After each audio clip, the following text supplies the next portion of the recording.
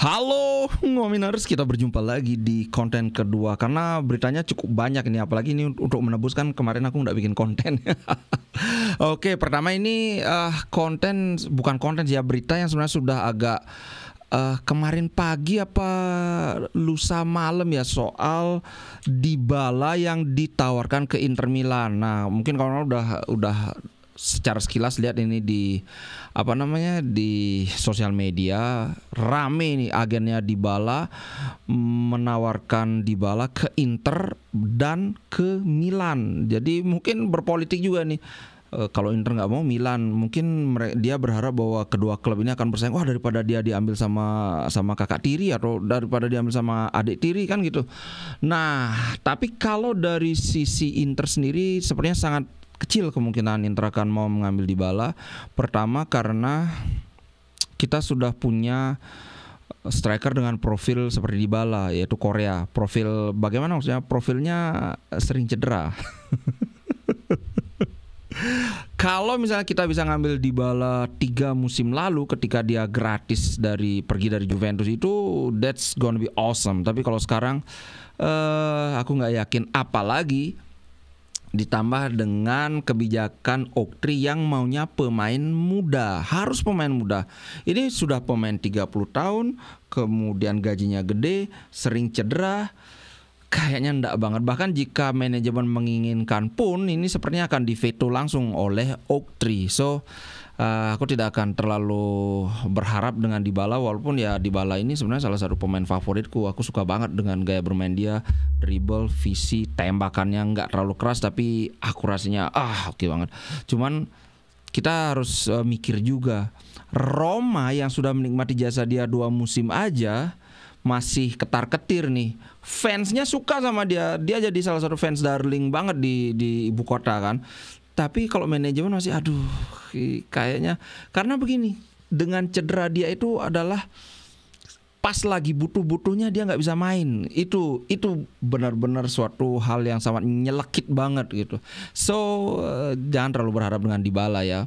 Nah, yang kedua adalah soal Palacios. Ini kabar buruk karena biasanya yang suka nyamber atau menikung Inter adalah Juventus. Sekarang Borussia Mönchengladbach menawarkan 10 juta. Palacios ini kan kemarin dari media Argentina sebenarnya sudah bilang bahwa selangkah lagi dia akan join ke Inter.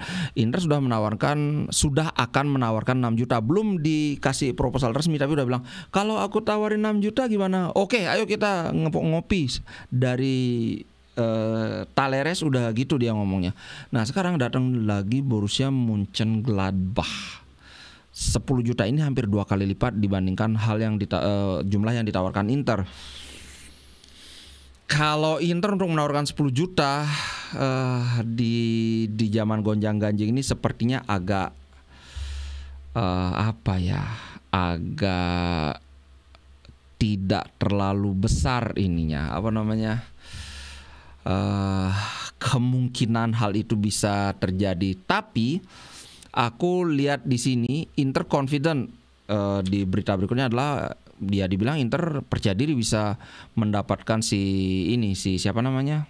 Palacios ini, karena Inter bisa menawarkan satu skema yang sepertinya cukup menarik, yaitu menawarkan persentase dari harga jual kemudian kalau Palacios dijual. Nah, sepertinya dari sisi Inter bilang, ya udah kita kasih persentase dari harga jual, tapi kita nggak akan jual ini anak. Karena uang 6 juta itu kayaknya udah dianggap dalam 2 tahun ya udah menguap gitu. Kalau aku sih sepertinya dengan skema ini sangat mungkin, kawan-kawan pasti sudah kontenku 3 hari yang lalu ya, yang Palacios aku kasih ininya sedikit highlightnya. Ini pemain bagus. Kalau kawan-kawan sangat jatuh hati dengan apa yang dilakukan Bisek, ini sepertinya lebih ke arah Bastoni. Dia punya umpan lambung oke, secara technicality dia juga oke. Tinggi 1,96 cm loh. Sekedar gambaran, Bastoni itu salah satu pemain tertinggi di Inter, dia 1,90. So ini lebih tinggi dari lagi 6 cm dibandingkan Bastoni. Cuman ya tentu saja overall gameplaynya tidak sebagus Bastoni. Kita lihat saja ini belum ditutup bursa transfer, apapun masih bisa terjadi. Kita akan terus pantau. Kalau aku terus terang semangat dengan si Palacios ini, semoga bisa didapat oleh Inter. Apalagi Inter sudah kalau dari Inzaghi udah nggak terlalu pingin nama striker. Dia ngerasa udah cukup, tapi defender mutlak harus ada defender masuk begitu. Nah, tadi aku sampaikan berita soal si Yann Sommer yang pensiun dari timnas Swiss. Nah, ini ada kutipan wawancara dia. Lumayan menarik ini. Kalau aku wawancara gini lumayan suka, karena aku suka dengan omongan pemain itu, pandangan dia dan sebagainya. Oke, langsung saja. Yann Sommer dikabarkan menargetkan Scudetto kedua bersama Inter. Dia bilang begini, saya merasa sangat senang di sini di Inter dan saya perform. Saya melakukan tugas saya dengan baik, bermain di gawang, sebagai penjaga gawang untuk klub besar. Saya selalu mengatakan bahwa saya akan terus bermain sepak bola selama saya masih menikmatinya. Dan ketika saya melangkah ke dalam lapangan di San Siro, saya merasa merinding, goosebumps itu merinding. Dia mengaku demikian. Itu menunjukkan bahwa saya ada di tempat yang tepat. Nah, tentang pensiunnya dia dari international duty atau timnas, dia bilang begini.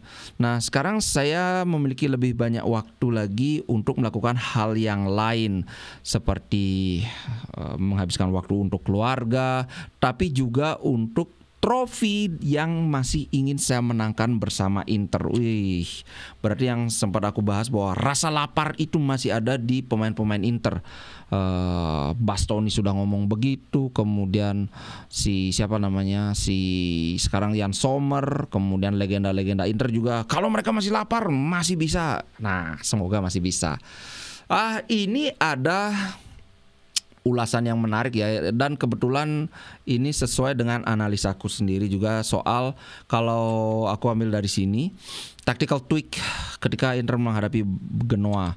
Kalau kawan-kawan nonton tentunya tahu bahwa ada hal yang menarik di mana ketika Inzaghi memasukkan Taremi, yang ditarik itu bukan Lautaro atau Thuram, tapi malah Hakan Calhanoglu, sehingga Inter bermain dengan 3 striker secara sekaligus. Cuman banyak yang bilang itu 3-4-3, tapi yang aku lihat itu lebih ke 3-4-1-2 dengan Lautaro sebagai penyerang tengah, tapi lebih ke false nine, hampir seperti trequartista lah. Kalau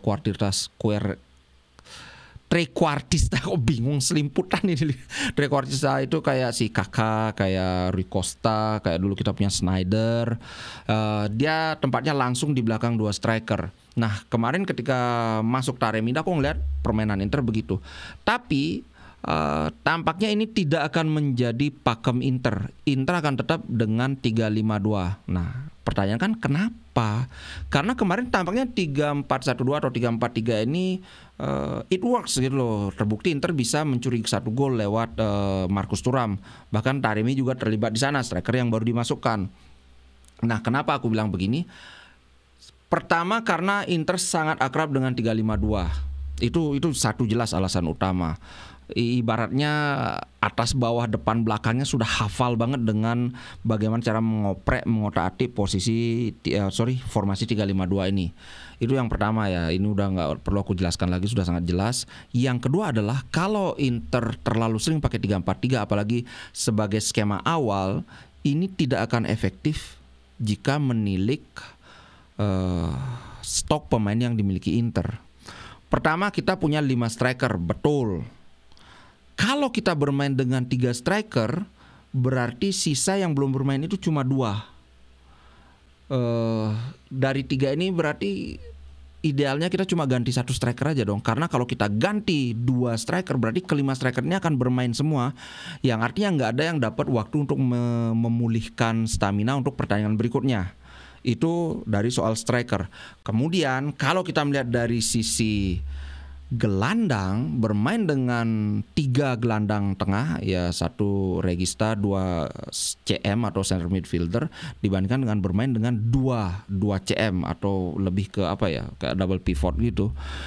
Ini kurang bagus karena kita tidak bisa mengontrol lapangan tengah seleluasa ketika masih pakai tiga gelandang kan, yang artinya serangan-serangan Inter itu akan lebih monoton karena ya mau nggak mau kita harus memainkan bola yang lebih direct. Artinya dari belakang ke tengah, nggak boleh lama-lama ini di tengah bolanya, harus langsung secepat mungkin dialirkan ke depan. Artinya kita akan lebih monoton lah mainnya. Ya secara gampangnya lihat aja gimana Inter bermain di zaman Conte. Kurang lebih seperti itu walaupun formasi dia 3-5-2. Tapi kan sama kan, dia nggak suka bola itu lama-lama di tengah, langsung ke depan kayak gitu. Kemudian yang berikutnya adalah kita punya banyak stok gelandang tengah. Kita punya Fratesi, Zielinski, Mkhitaryan, Barella, Hakan Çalhanoğlu, Aslani, belum lagi siapa namanya, Topalovic. Kita ada 7 gelandang, tapi kita cuma pakai 2. Kan ini mubazir banget. Ini ada berapa ini? Ada 5 yang nggak kepake. Kalau kita masukkan 2, berarti ada 3 yang nggak kepake dalam satu pertandingan. So ini lebih ke arah mubazir sih. Sehingga ya kalau terpaksa banget, tergantung dari profil musuh kayak gimana, ya mungkin bisa kayak kemarin lawan Genoa itu di pertengahan yaudah switch ke 3-4-3 atau switch ke 3-4-1-2 gitu sih menurutku. Aku kurang lebih sama pendapatku dengan yang nulis artikel ini. Yang nulis ini Tony Wheeler namanya. Oke. Nah kemudian yang berikutnya adalah ini aku setuju banget. Bintang Prancis supercharge itu ngecas, tapi ngecas kayak quick charge gitu lah. Inter Milan attack dengan transformasinya menuju seorang number 9 murni. Aku sudah baca dan lagi-lagi aku setuju. Ini lagi-lagi Tony Wheeler sama ininya yang nulis berita, nulis artikel ya. Ini bukan berita sih, lebih ke analisa. Nah, di musim lalu ini adalah sebenarnya musim kedua Thuram bermain sebagai seorang penyerang tengah, karena sebelumnya dia adalah winger. Tapi yang kita lihat di musim lalu, walaupun dia diplot sebagai nomor 9, dia dikasih kaos nomor 9, permainan dia belum nomor 9 banget. Sisa-sisa wingernya itu masih kelihatan. Sehingga ini yang bikin gol dia itu cuma dalam tanda kutip ya, cuma 13. Which is 13 gol untuk seorang yang baru pertama kali bermain di Liga Italia itu jumlah yang bagus. Apalagi itu bukan cuma dia 13 gol saja, tapi dia juga mencetak assist yang banyak. Kalau nggak salah hitung, kalau nggak salah ingat ya, kayaknya dia 11 assist. Sehingga 13 tambah 11 itu kan 24 ya total. Ini jumlah yang sangat bagus.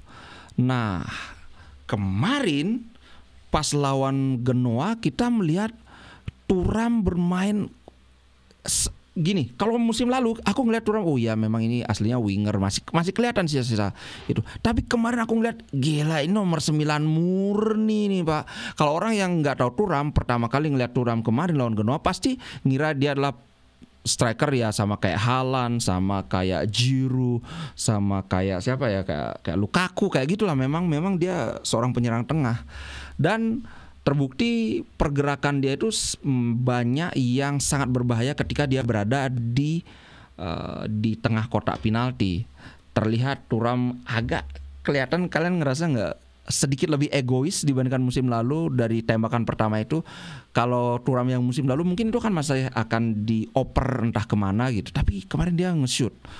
Dan itu lumayan syutingnya, tidak bisa diselamatkan oleh kiper secara sempurna, kan mental bolanya.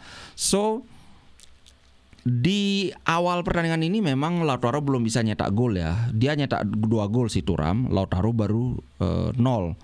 Tapi bayangkan jika kedua-duanya sudah on fire. Lautaro kapten sekaligus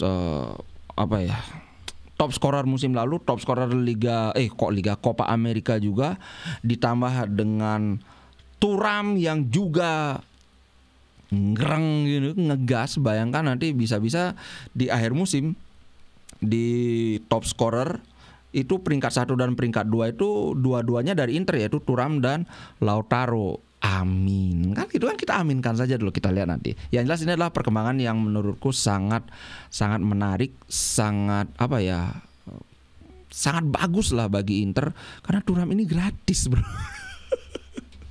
Lagi-lagi pemain gratis kalau perform itu happy-nya itu double. Beda kayak Lukaku itu memang dia perform top scorer lah inilah, tapi kan dibelinya lumayan mahal itu. Kalau nggak salah hampir 70 juta yang terbeli Lukaku dari MU. So this is very good. Oke, itu dulu untuk konten kali ini. Sampai jumpa di konten berikutnya. Ciao.